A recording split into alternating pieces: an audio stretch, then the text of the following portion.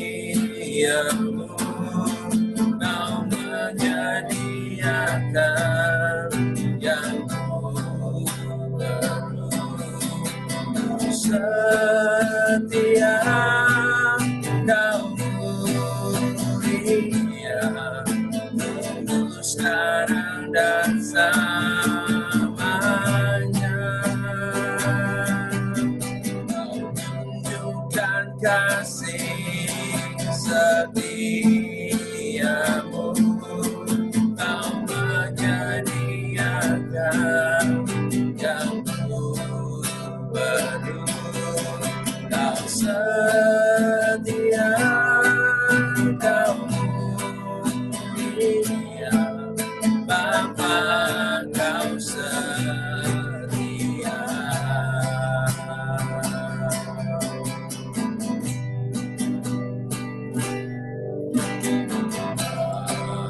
Bapa, kau setia.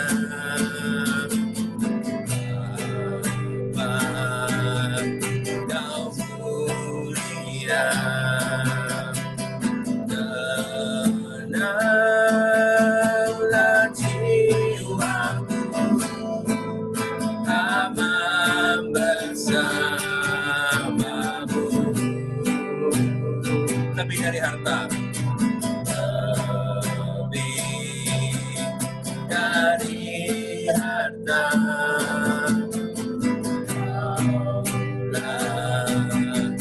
segalanya. Tenanglah jiwa, tenanglah jiwaku dalam hadiratmu.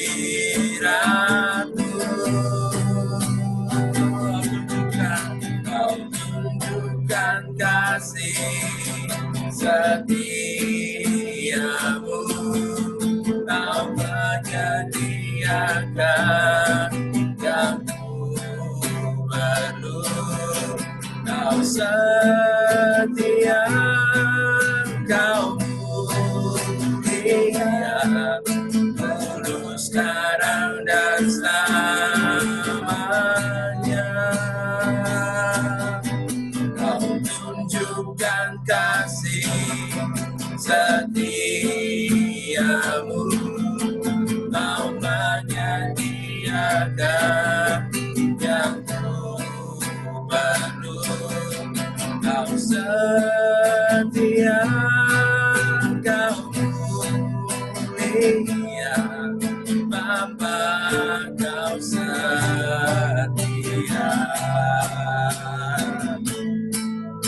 Kau tunjukkan kasih setiamu,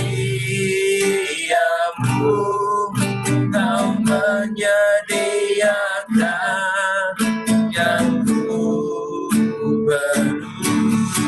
Kau setia, kau mulia, sekarang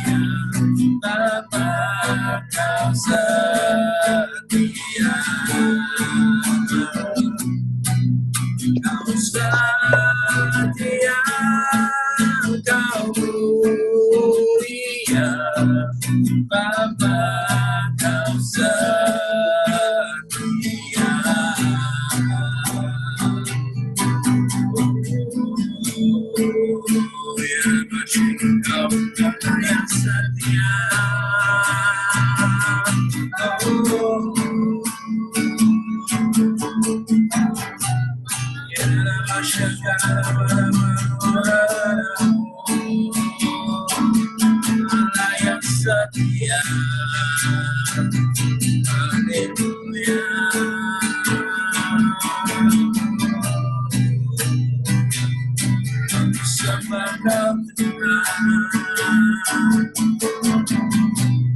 Terima kasih dan masih haleluya. Hanya Kau yang lain Tuhan kami tinggikan ya Tuhan. Kirana bersyukur.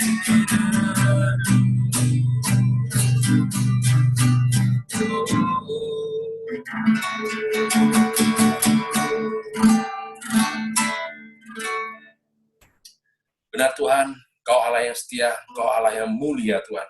Kau Allah begitu baik Tuhan dalam kehidupan kami. Kami ada saat ini semua karena kasih-Mu, karena penyertaan-Mu yang sempurna Tuhan atas kehidupan kami. Ampuni setiap dosa kami, ampuni setiap apapun yang kami buat yang tidak berkenan di hadapan-Mu. Tuhan layakkan, kuduskan, benarkan kami Bapa. Kiranya Engkau Allah memimpin Tuhan ibadah kami mulai dari awal pertengahan hingga akhirnya. Biarlah semua Tuhan untuk hormat, puji, kemuliaan bagi nama-Mu. Dan sebentar kami Tuhan akan mendengarkan firman kebenaran-Mu Tuhan. Biarlah Kau urapi Tuhan hamba-Mu. Biarlah firman yang akan disampaikan Tuhan adalah suara dari Engkau ya Bapa. Terima kasih Tuhan, urapi hamba-Mu. Biar kami boleh merasakan hadirat-Mu Tuhan nyata di tempat kami. Terima kasih Tuhan. Di dalam nama-Mu Yesus, kami berdoa dan mengucap syukur padamu. Haleluya. Amin. Datang Kak Ineke. Ya. Shalom, selamat malam saudara semuanya. Puji nama Tuhan. Kita akan siapkan hati kita untuk mendengarkan firman Tuhan. Firman sharing pada malam hari ini kita ambil dari Yohanes 2 ayat 1 sampai 11. Amin. Ya saudara, kalau kita baca perikopnya di sini dikatakan perkawinan di Kana ya. Ya saya percaya bahwa perkawinan itu selalu dinanti-nantikan ya oleh setiap pasangan. Karena dianggap sebagai puncak kebahagiaan di dalam hidup. Nah, dan pada umumnya pasangan yang akan mempersiapkan pernikahan itu biasanya mereka rela ya untuk mengeluarkan segenap tenaga, segenap pikiran, bahkan uang mereka untuk supaya acara pesta pernikahan itu bisa berjalan dengan baik, bisa berjalan dengan lancar. Ya, dan saya ingat waktu dulu saya persiapan mau menikah juga seperti itu. 1 tahun sebelum kita sudah harus booking gedung. Dan itu pun di weekend kita nggak dapat hari. Karena full, Sabtu Minggu full. Jadi terpaksa acara kita dibuat hari Jumat. Tapi nggak apa-apa. Intinya yang penting bahagia tadi kan judulnya ya. Nah, jadi semua orang ingin mencapai kebahagiaan. Ya. Tapi kita harus menyadari terlebih dahulu bahwa keluarga itu adalah miniatur dari kerajaan Allah.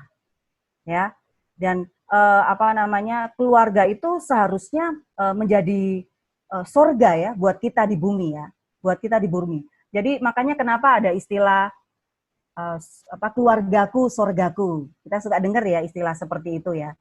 Karena memang kenyataannya kita itu sebenarnya bisa menikmati sorga sebelum kita sampai di sorga melalui keluarga kita. Tapi sebaliknya juga kita bisa menikmati neraka sebelum sampai ke neraka melalui keluarga kita juga. Ini yang udah nikah pasti ngerti semua. Maksud yang saya maksud ya. Nah makanya kita perlu tahu dulu, saudara, bahwa karena kita manusia selalu menginginkan kebahagiaan, jadi ada satu oknum yang tidak menginginkan kita bahagia. Kalau bisa kita menderita terus di bumi ini. Siapa dia? Dia adalah iblis. Dia tidak menginginkan kita bahagia. Dia tidak pernah menginginkan keluarga Kristen bahagia. Kenapa? Karena ini saudara, biasanya produk dari keluarga-keluarga yang kurang harmonis itu menghasilkan, biasanya, sekali lagi saya tekankan ya, biasanya menghasilkan keturunan-keturunan yang gagal. Tapi sekali lagi saya tekankan di sini, ini biasanya. Bukan berarti saya mengatakan kalau orang-orang dari keluarga broken home itu anak-anaknya tidak berhasil. Bukan, saya tidak mengatakan seperti itu. Karena mama saya pun jujur dari keluarga yang kurang harmonis. Ya. Tapi untuk mama saya bisa pulih ya dari keluarga yang gambarnya tidak baik, itu mama saya perlu berjuang keras. Dan puji Tuhan, mama saya berhasil keluar dari situ. Dan mama saya menjadi seorang hamba Tuhan, menjadi seorang pendoa syafaat yang militan. Bagaimana perjuangan mama saya. Jadi yang mau saya maksud di sini adalah hanya dari sebuah keluarga itu bisa menimbulkan banyak kehancuran. Ya, jadi sharing malam hari ini saya mau beri judul mujizat di dalam keluarga. Ya, di sini mungkin masih ada juga yang single-single ya, tapi enggak apa-apa. Kita semua berencana untuk berkeluarga kan ya pasti ya. Ini bisa jadi bekal buat kita semua. Ya, ya mungkin di sini juga banyak yang usia pernikahannya udah lama ya, mungkin udah puluhan tahun atau udah belasan tahun. Mungkin kalau dibandingkan saya mungkin belum ada apa-apanya. Ya, usia pernikahan saya tahun ini baru mau masuk 17 tahun. Ya, mungkin ada yang lebih dari saya mungkin ya. Tapi malam hari ini saya bukan mau membahas tentang berapa lama kita menikah atau berkeluarga, tapi saya ingin membahas bagaimana kita mengisi hari-hari di dalam keluarga kita. Bagaimana supaya mujizat di dalam keluarga kita itu nyata, bahwa mujizat itu masih ada sampai hari ini. Amin, saudara. Ya, di sini saya punya 3 poin. Poin yang pertama mungkin kita bisa baca lagi di ayat yang kedua dari pembacaan kita tadi. Ayat yang kedua dikatakan, Yesus dan murid-muridnya diundang juga ke perkawinan itu. Diundang, kalau diundang itu kan berarti diminta hadir ya. Diundang berarti kita meminta seseorang hadir ke dalam pernikahan kita. Nah, itu menjadi langkah awal untuk perkara-perkara besar sebenarnya dalam kehidupan kita. Ya. Artinya, bagaimana caranya supaya Tuhan hadir? Ini caranya. Miliki hubungan yang kuat, yang intim di dalam keluarga. Lewat apa? Lewat doa, pujian, penyembahan, dan firman. Yang konsisten, yang saya maksud di sini ya, yang konsisten. Jadi jangan bolong-bolong Bapak Ibu. Jangan bolong-bolong, yang konsisten. Kemudian apa? Bangun persekutuan. Bangun persekutuan bersama anak-anakmu, bersama keluargamu, bersama istri, bersama suami. Duduk bersama-sama untuk membangun persekutuan di dalam roh. Karena di dalam persekutuan, hati kita itu mudah untuk dilembutkan, saudara. Jadi ketika kita ada konflik di dalam keluarga, ada persoalan atau percikan-percikan ya, namanya kita di dalam keluarga, pasti ada perbedaan pendapat, ada perbedaan pikiran yang kadang menimbulkan konflik. Tapi kalau kita mengundang Tuhan di dalam keluarga kita, perbedaan itu akan menjadi sangat kecil. Kenapa? Karena ada Tuhan di dalamnya. Sehingga hati tiap-tiap anggota keluarga mudah untuk saling mengampuni. Mudah untuk saling merendahkan hati. Jadi masing-masing keluarga mau mempraktekkan firman. Kenapa? Ya karena kita baca firman setiap hari. Karena kita mengundang Tuhan setiap hari. Ya. Di sini saya juga mengingatkan ya buat bapak-bapak, ya, juga buat anak-anak muda yang cowok, yang single, ya, besok juga bakal jadi bapak-bapak, besok juga bakal jadi suami, ya. Saya mau mengingatkan ya bahwa suami itu adalah imam. Ya. Imam itu mereka yang berdiri berdoa, mewakili keluarga. Saya dulu suka ikut mama saya ini doa syafaat. Itu kalau doa syafaat rata-rata yang datang itu semua wanita, semua perempuan. Ada yang mungkin alasan, oh bapaknya kerja, oke nggak apa-apa ya kerja. Tapi meskipun doa malam, doa pagi, doa siang, doa apa, yang datang banyak mesti perempuan. Bapak-bapaknya jarang sekali kelihatan. Ya, tapi di sini saya mau mengingatkan, ayo ya kita baca di Efesus 5 ayat 23. Saya bacakan buat saudara ya. Karena suami adalah kepala istri, sama seperti Kristus adalah kepala jemaat. Dialah yang menyelamatkan tubuh. Ya, saya ulangi ya, karena suami adalah kepala istri, sama seperti Kristus adalah kepala jemaat. Dialah yang menyelamatkan tubuh. Jadi ya, yes, saya setuju. Istri adalah penolong, saya setuju. Saya setuju juga dikatakan istri adalah tiang doa. Saya juga setuju. Ya. Tapi dikatakan di sini tadi, suami adalah kepala istri. kalau Bapak Ibu Saudara baca di Perjanjian Lama, ya, di situ Bapak-bapak dan ibu-ibu saudara semua bisa melihat bahwa di sana ada tugas-tugas seorang imam. Dan saya baca salah satunya tugas seorang imam itu adalah membangun, mendirikan atau membuat mesbah, ukupan, persembahan untuk dibawa kepada Allah. Ya. Jadi kalau Tuhan dikatakan adalah kepala jemaat yang membawa jemaatnya kepada Kristus, berarti kita atau bapak-bapak sebagai seorang suami yang punya tanggung jawab membawa anak dan istri keluarganya, membawa kepada Tuhan. Bawa seluruh keluarga kepada Tuhan. Ayo bapak-bapak di sini yang suami-suami, anak-anak muda juga besok calon bakal suami, ya, mulai ambil tanggung jawab. Undang Tuhan, hadirkan Tuhan dalam rumah tangga, dalam keluarga, dalam apapun yang kita lakukan dalam hidup kita. Agar apa? Agar mujizat Tuhan itu nyata dalam kehidupan kita. Jangan lagi bergantung kepada iman istri. Ya, karena bapak-bapak yang punya tanggung jawab di sini. Bapak-bapak bekerja, ya betul. Tapi tugas seorang bapak bukan cuma itu. Dia punya tanggung jawab untuk membawa istri dan anak-anaknya semakin mengenal Tuhan. Saya kalau bangun pagi duluan, begitu suami saya menyusul bangun, dia selalu tanya sama saya, sudah doa, sudah baca firman? Dia selalu tanya. Dia harus cek, istrinya sudah baca belum? Harus pastikan, suami-suami harus pastikan istrinya sudah baca firman. Anak-anaknya sudah baca firman. Ayo, mulai ambil tanggung jawab. Ya. Itu poin yang pertama ya. Kita masuk di poin yang kedua. Poin yang kedua adalah pentingnya mengerti ketika Tuhan hadir, ada jalan keluar di dalam keluarga kita. Amin. Ya, saudara, 1 minggu sebelum menjelang pernikahan kami dulu ya, saya dan suami dulu, 1 minggu, saya masih ingat sekali, menjelang pernikahan, saya itu mendapat informasi dari teman-teman saya. Jadi saya itu memakai jasa catering, taruhlah jasa cateringnya namanya Mawar ya, gitu ya, taruhlah namanya Mawar gitu.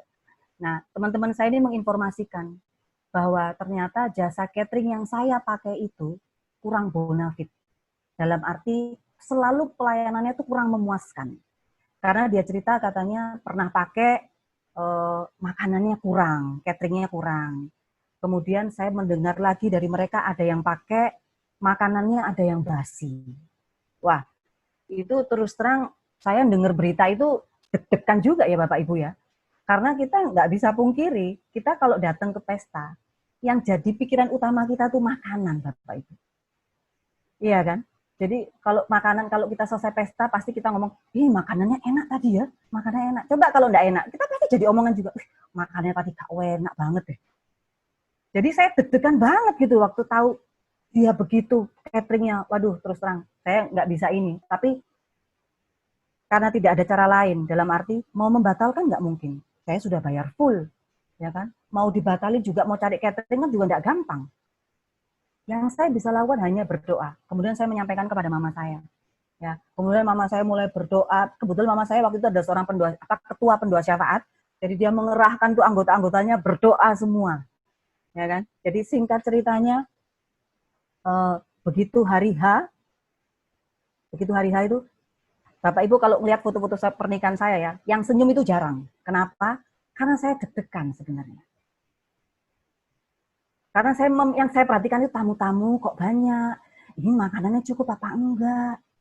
Jadi sewaktu saya selesai pemberkatan, itu mama saya masih ingat sekali, mama saya ngasih uang taksi kepada pendoa-pendoa syafaat. Pendoa-pendoa syafaat disuruh pergi duluan ke gedung, disuruh doa keliling dulu di gedung, disuruh ngurapin itu gedung, ngurapin semua peralatan-peralatan. Sampai segitunya loh Bapak Ibu.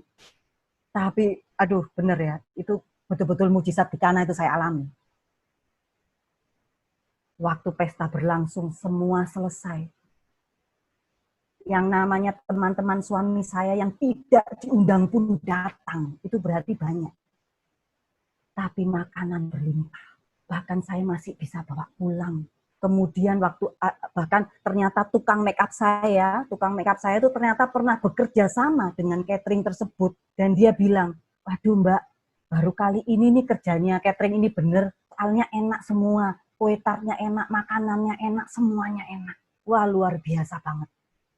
Waktu acara selesai, beberapa hari kemudian teman-teman saya juga memuji, makanannya enak. Jadi saya percaya mujizat di Kana, Tuhan Yesus hadir. Sehingga Tuhan sanggup buat mujizat dalam pernikahan di Kana.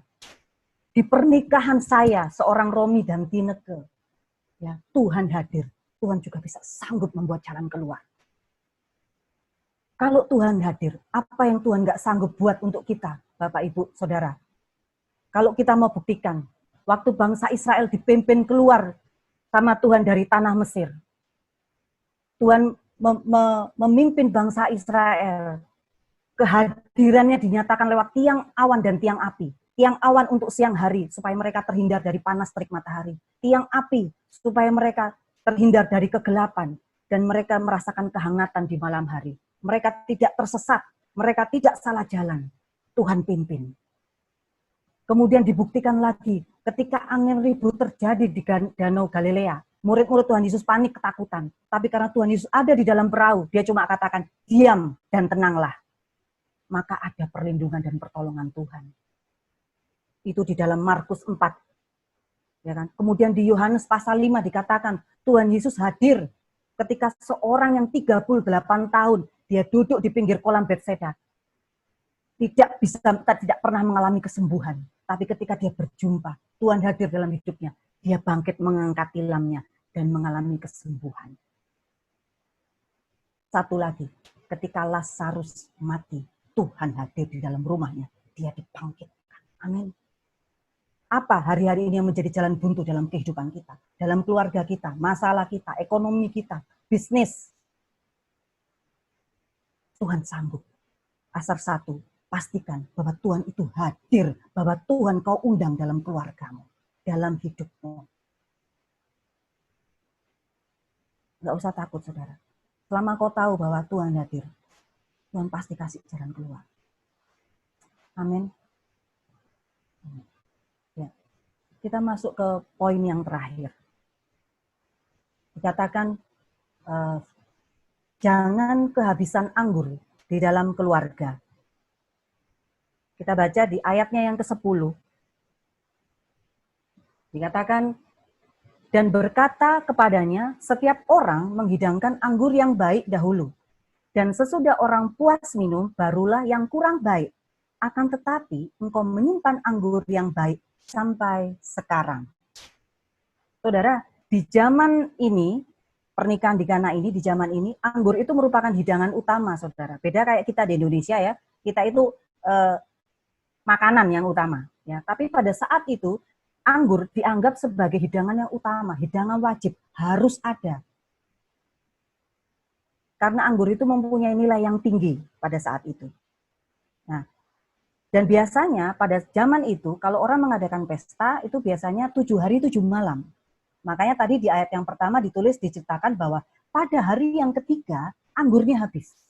Jadi baru masuk hari ketiga loh. Ini biasanya 7 hari 7 malam. Tapi hari ketiga, anggurnya sudah habis. Dan biasanya kalau anggur habis diceritakan, itu keluarga bisa mendapat malu, Bapak Ibu. Bisa dianggap aib buat keluarga kalau anggur sampai habis. Nah, hikmat yang saya dapatkan di sini adalah anggur berbicara tentang apa? Tentang sukacita, tentang cinta kasih di dalam keluarga. Itu tidak boleh habis, Bapak Ibu, dalam keluarga kita. Ya, di dalam pernikahanmu. Orang kalau baru menikah, Bapak Ibu, biasanya ya kita tahu ya, yang baru menikah itu biasanya anggurnya masih full, Bapak Ibu, masih manis. Ya, jadi kalau ketika ada konflik, ada pertengkaran kecil-kecil itu selesai. Karena apa? Masih baru. Ya, anggurnya masih penuh, jadi masih terasa baik. Ya, tapi nggak tahu lagi ya, kalau sudah 15 tahun, 20 tahun, biasanya anggurnya mulai kering. Ya kan? Mulai kering, jadi mulai muncul gesekan, ya kan? Mulai muncul konflik, mulai muncul bentrokan. Ya. Kemudian ada yang bilang, ya udah, yang penting kan nggak cerai. Sorry Bapak Ibu ya, ini bukan masalah cerai nggak cerai. Ya. Tapi Tuhan nggak mau juga pernikahan kita itu cuma hanya bertahan. Karena yang Tuhan mau pernikahan kita itu bertahan dan bahagia. Kalau enggak bahagia, buat apa Tuhan bikin pernikahan? Tuhan menginginkan bertahan dan bahagia. Ya. Pernikahan yang membuat orang lain tuh takjub gitu loh, melihat pernikahan kita. Ya. Ih, udah kawin 20 tahun, udah kawin 25 tahun, kok masih mesra ya? Ini kayak mama saya kebetulan ada di sini ya, mama mertua saya namanya Oma Emma ini ya, mama saya. Itu kalau mama sama papa saya ini sudah menikah hampir 30 tahun lebih. Tapi satu sama lain, waktu papa saya masih hidup, manggilnya selalu skat, skat. Skat itu bahasa Belanda artinya sayang. Kalau baru bangun, papa saya selalu minta cium sama mama saya. Itu usia pernikahan udah 30 tahun loh Bapak Ibu. Ya. Jangan kering. Anggurnya jangan kering. Kalau keluarga lain tidak bisa melihat kebaikan dalam keluarga kita, berarti ada yang salah itu. Ada yang salah, Pak. Ada yang harus diperbaharui, Pak. Ada yang harus diganti, Bu. Karena buat saya, ya, penginjilan yang efektif itu bukan cuma kalau saya pinter khotbah, bukan. Tapi saat orang lain melihat betapa manisnya keluarga saya. Karena Tuhan menciptakan keluarga, itu seturut. Tuhan menciptakan kita seturut dengan gambarnya. Jadi ketika orang lain melihat keluarga kami, dia seperti melihat Kristus. Harusnya seperti itu. Kenapa kok disamakan dengan anggur Bapak Ibu? Kenapa kok nggak kopi aja? Atau kunyit asem? Atau kencur, beras kencur lah, apalah ya. Kenapa kok harus anggur? Karena anggur semakin lama, semakin manis. Anggur semakin lama, semakin mahal Bapak Ibu. Saya waktu itu beberapa minggu lalu saya pernah ikut perjamuan dan sama keluarga saya dikasih anggur dari Israel Bapak Ibu. Dari Yerusalem. Itu anggurnya rasanya luar biasa Bapak Ibu, manis. Sampai saya sama suami saya rebutan. Karena memang enak Bapak Ibu. Dan seharusnya seperti itu pernikahan kita. Keluarga kita mahal harganya. Ya. Anggur apa yang hari-hari ini habis dalam keluarga kita? Anggur keharmonisan, anggur komunikasi, anggur pengertian, anggur pengampunan. Ayo mulai dicas lagi yuk. Supaya full lagi. Dan kita harus bekerja keras untuk mengusahakannya. Ya. Terus gimana? Kalau suami saya masih kayak Bang Toyib nggak pulang-pulang? Bertahan Pak, bertahan Bu. Saya bisa bilang itu. Kenapa? Seseorang pernah tanya sama saya begini. Waktu itu saya bilang sama dia, kamu mau bertahan nggak dalam rumah tanggamu? Ini ceritanya suaminya mau menceraikan dia. Kamu mau bertahan nggak? Terus dia nantang balik saya, dia bilang, kalau saya bertahan, apa untungnya buat saya? Dia bilang gitu sama saya. Ini jawabannya. Yakobus 1 ayat 12, saya bacakan aja. Berbahagialah orang yang bertahan dalam pencobaan, sebab apabila ia sudah tahan uji, ia akan menerima mahkota kehidupan yang dijanjikan Allah kepada barang siapa yang mengasihi dia. Saudara, di sini mendapatkan mahkota kehidupan. Mahkota kehidupan itu lambang kebangsawanan, lambang kehormatan, artinya turut dalam kemuliaan. Ya. Dan ini hanya diberikan kepada mereka yang setia dalam penderitaan, dalam melakukan kebenaran. Suamimu belum berubah, nggak apa-apa Bu, bertahan. Lakukan aja yang benar. Lakukan bagianmu. Kamu seorang istri, hormati. Apapun keadaan suamimu, tetap hormati. Istrimu belum berubah, nggak apa-apa Pak. Lakukan bagianmu, kasihi istrimu. Karena itu perintah. Tuhan bilang, suami-suami kasih istri. Istri-istri hormati suami. Itu perintah ya Pak, Bu. Bukan perasaan loh ya. Ibaratnya kalau kita di lampu merah, terus lampunya menyala merah, kita mau terobos, mungkin, aduh aku nggak mau males ke lampu merah, biarin aja aku terobos, nggak bisa. Karena itu perintah. Kalau perintah, lu suka nggak suka, kamu harus lakukan. Jadi apapun keadaan keluarga kita hari-hari ini, sekali lagi saya mau ingatkan, jangan tinggalkan Tuhan. Jangan minta tolong kepada kuasa gelap. Jangan mengutuk Tuhan. pergumulan anak-anak, suami, istri, bisnis, ekonomi, atau apapun juga yang Bapak Ibu alami hari-hari ini. Usahakan dulu apa yang bisa saudara lakukan. Kalian bisa berdoa, doa, bisa hadirkan Tuhan, undang Tuhan, perbarui anggurmu. Dan perubahan itu dimulai dari diri kita sendiri. Kita tidak usah menuntut orang lain untuk berubah. Saya aja yang berubah. Dia belum berubah, tidak masalah. Saya berubah terlebih dahulu. Kalau kita anaknya Bapak Ibu ya, kalau kita anak Tuhan, kalau kita ini memang murid Kristus, seharusnya kita hidup seperti dia. Karena kalau kita nggak hidup seperti dia, berarti kita sedang menyangkal dia. Jangan cari yang mudah, Pak. Jangan cari yang mudah, Bu. Cari yang benar. Lakukan yang benar. Karena saya percaya, ketika ini kita lakukan, kita mengundang Tuhan, kita menghadirkan Tuhan, kita terus memperbarui anggur dalam keluarga kita. Pasti ada jalan keluar, pasti ada mujizat. Amin. Terima kasih, itu aja firman dari saya. Terima kasih, Tuhan memberkati. Saya kembalikan kepada Caroline. Terima kasih untuk Kak Dineke atas firman-Nya. Ya, sekali lagi saya cuma sampaikan, ayo yang kita saat ini yang sedang mengalami pergumulan dalam rumah tangga, ayo kita harus menambahkan anggur pengampunan untuk suami kita. Kita harus juga menambahkan anggur kasih mula-mula dalam pernikahan kita. Tuhan tidak pernah salah memilihkan pasangan. Cuma hari ini kita harus membentuk karakter kita. Bukan kita mau hidup mau dengan keinginan daging ya, tetapi hidup seterus segambar dengan apa yang kita sembah hari-hari ini. Siapa yang kita sembah, yaitu Tuhan Yesus. Ayo kita masuk dalam doa. Kita masuk dalam pujian penyembah. Tak berdaya, kuasa-Mu yang sempurna.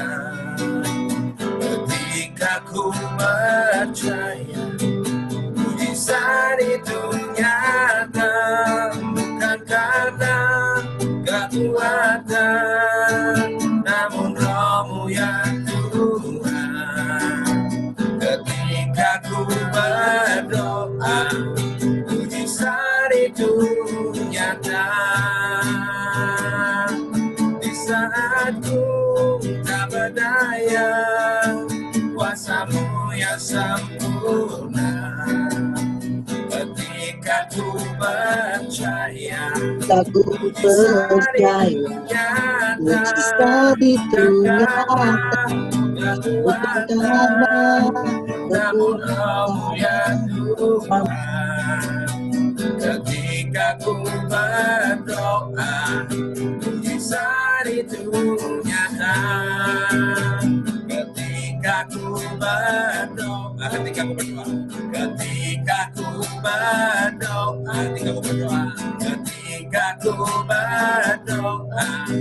mujizat itu nyata.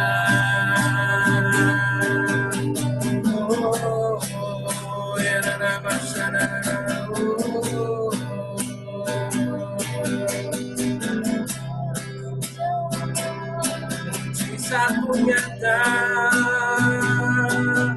kami percaya.